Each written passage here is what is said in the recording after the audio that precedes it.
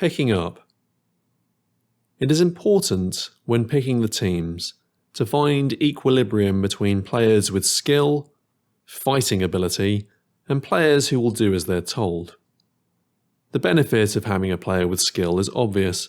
Having a player who is good at fighting is to your advantage should a dispute arise, and having a player who will do as they're told means you don't have to go in goal. Playground football is synonymous with torn trouser legs and grazed knees. Being a goalkeeper and realising you may have to fly through the air to pluck a ball out of the top left-hand corner, then land elbow first on gravel-covered asphalt, is unlikely to fill players with enthusiasm. All players, bar 2, line up against a wall. The remaining 2 players form the selection committee and take turns to pick a player for their team. Invariably, the scrawny, scruffy kids will be left until last and will be ordered to go in goal while everyone else tries to score as many goals as possible up the other end. The goals.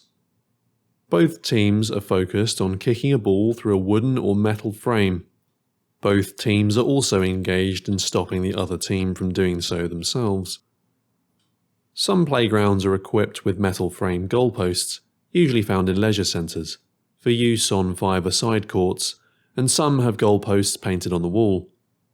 Most playgrounds, however, do not have any such facilities, and therefore the players must improvise with the laying of jumpers, cardigans and duffel coats on the ground. The number of items of clothing forming goalposts varies greatly, depending on the number of players and the ambient outdoor temperature. It must be noted that as a new player joins the game, and as such a new jacket is added to the pile, it is common practice to trail the sleeve out across the goal line to increase the likelihood of the ball hitting the sleeve, and, in effect, hitting the post. If professional football managers could employ the sleeve tactic, rather than just a basic flat back 4, they would do so. The disadvantage of using coats, however, is that there is no crossbar, which would normally denote the height of the goal frame. Much like the equator, it is generally accepted that this imaginary line is around head height, which is where its similarities with the equator end. Whether the ball has passed under the imaginary crossbar is a matter of much debate and will be settled by arbitration. The pitch. Some playgrounds have crude lines painted on them in various colours. Even when these lines are present, players are loath to acknowledge them. There are no throw-ins because the extremes of the playing area are generally denoted by brick walls and outdoor toilets. Occasionally, the ball will become trapped between the wall and a player, with another player behind, attempting to gain possession. Once it becomes clear that the opposing player cannot prize possession from the first, most of the outfield players will wade in to assist. It has been known on occasion for up to 18 players from each team to be engaged in attempting to gain possession of the ball from the player, who by now has been flattened against the wall and has crumbs of mortar in their eyes. Once possession has been successfully contested, whoever emerges with the ball will begin to bear down on the goal they are attacking. This player draws on the fact that everyone else still thinks the ball is trapped against the wall and are currently kicking away at someone's ankles. Whenever a dispute about boundaries or scale arises, someone will invariably say that it is not a full-sized pitch. It is most often heard when a direct free kick is awarded 10 yards from goal. In full-size soccer, the defensive wall must be at least 10 yards away from the kick. However, because it is not a full-size pitch, then the defensive wall can be as few as 10 inches away as the kick is taken. The ball. The player who owns the ball owns the game, though simply owning a ball does not always mean anyone will agree to play with it. There are a number of different types of football on the market, though because of the cost and the frequency with which the ball will end up in a tree, or in someone's garden, who owns an Alsatian, a number of cheaper options are often explored. In times of desperation, which normally coincide with pocket money day, players will turn to the cheapest football on the market, the penny floater. These absolutely pointless footballs cost around £1 in modern money. They are made of a strange type of rubbery plastic, inflated beyond the recommended PSI, and make a kind of clang when they bounce. Though erratic on windy days and impossible to control, they do have their advantages. They are cheap and don't hurt when they hit you in the face. It is entirely possible for the less wily of goalkeepers to score own goals straight from goal kicks, as the wind invariably returns the ball from whence it came. Schools sometimes make balls available to pupils wishing to play football. It seems that primary schools are only allowed to buy netballs, which pupils are told are just as good as a normal football. Sometimes they offer pupils an actual football, which is suspiciously similar to a netball. The school-owned ball is manufactured by wasps and coated in bleach, jalapenos, and asbestos. It is the hardest ball known to man. Liquid nitrogen-coated steel dimples have been expertly placed all over the surface of the ball. Experts tell us that the only things that would survive a nuclear attack would be cockroaches, but I'd like to bet that the world's entire supply of primary school-owned footballs would too. Occasionally, someone with a rich family will bring a leather football into the playground, often referred to as a casey, though nobody knows why. A good casey will have been ravaged by asphalt over time, and will have strips of material hanging off it. It also smells like a wet horse when it has been kicked through a puddle. Offside. There is no offside, because nobody under the age of 10 knows what offside is, and it is not a full-sized pitch. Because there is no offside rule, several tactics not seen in the professional game are employed. The first of which is the goal moocher, or goal mouncher. This player will hang around the goal mouth, waiting for the ball to be played into their feet so they can drive it spectacularly over the line from 1 inch out.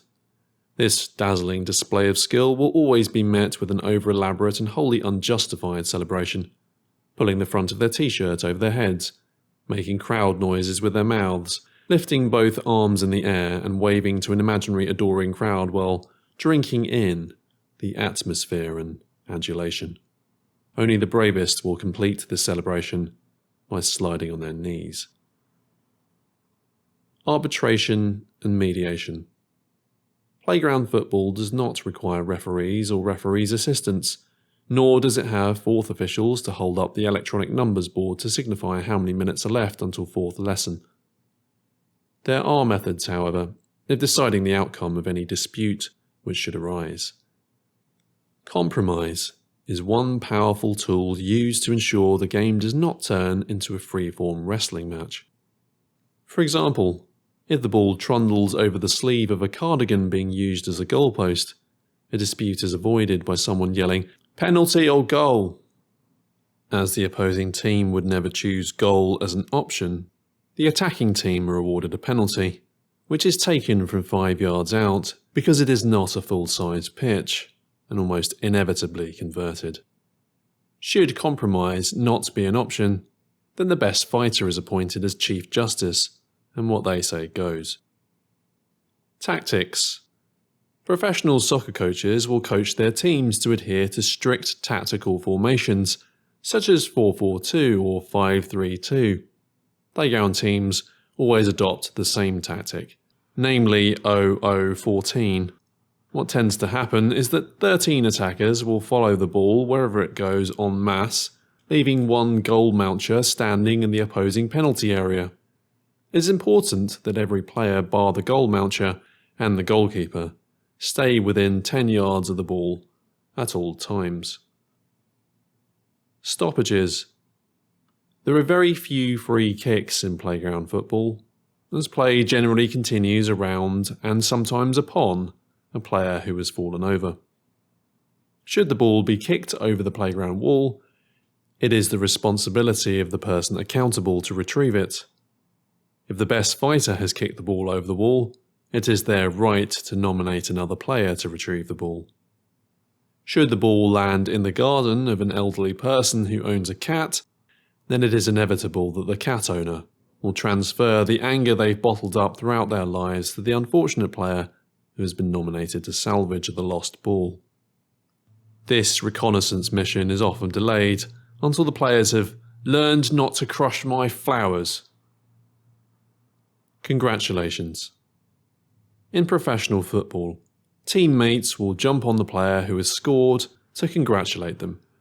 As the scoreline in playground football can sometimes reach the realms of 43-29, it is not necessary for the scorer to drop to their knees, place their hands into a praying position, look to the sky, then cross themselves if they pulled a goal back to make it 34-19. A solo run, starting at a player's own goal line which evades 13 tackles and ends with a cheeky lob into the goal, deserves applause. However, a goal in which the ball ricochets off a player's posterior during a chaotic scramble, in which a short-sighted defender, who has long lost his glasses in the goal-mouth skirmish, tries to clear a loose ball, should only receive mild acknowledgement. A sure way of inviting a punch to the face is to apply an unnecessary final touch to a ball which is already rolling into the goal.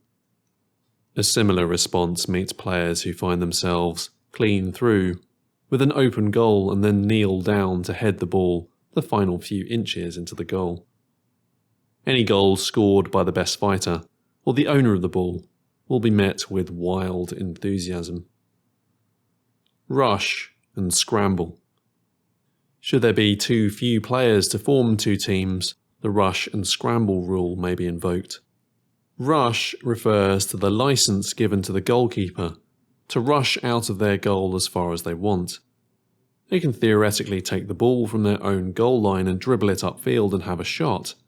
They are not allowed to handle the ball outside the box, which again exists merely as a concept rather than a visible entity. Should the goalkeeper stride forward in search of glory, being dispossessed poses his or her team with a dilemma. The opposition will shoot at the open goal, which in turn results in the nearest player to goal, who is not the nominated goalkeeper, running back and picking the ball up, shouting "Scramble!" as they do so. World Cup. When the number of players available is between 3 and 7, then two alternative games can be played. The first is known as World Cup. One player goes in goal while the rest of the players choose a country to represent at the World Cup. The goalkeeper kicks the ball out into the playing area, triggering a mass scramble in which each player attempts to score a goal. In this variation, it is acceptable to goal mouch, applying the last touch to a ball going into the goal or stoop to the ground level in order to head the ball over the line. Once a player scores, they are through to the next round and set out the next play. The keeper kicks the ball out once more, invoking another scramble. Players score and sit out until there are only two players left who must compete to be the first to score. The player who fails is out, and the remaining players return to the field for another round. In the semi-final, when there are 3 players remaining, each must score 3 goals to progress, and in the final, each must score 5. The penalty for being first eliminated is to go in goal for the next game. Inevitably, however, this player has long since gone indoors to play with the school hamster. Headers and volleys. The second alternative available to a small group of players is headers and volleys. One player is nominated to go in goal and all players are allocated 10 points. Unlike World Cup, the outfield players are encouraged to work together.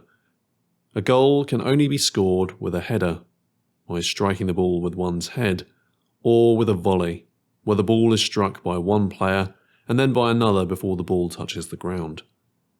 Should a player strike the ball towards goal and miss, then they must replace the goalkeeper, who then becomes an outfield player. Should the goalkeeper catch the ball, then the striker loses a point and goes in goal. Should the striker score, then the goalkeeper loses a point. Should the goalkeeper merely save the ball, then nothing changes and the game proceeds as normal. The game normally progresses for around 10 minutes, to the point where someone suggests that they play World Cup instead.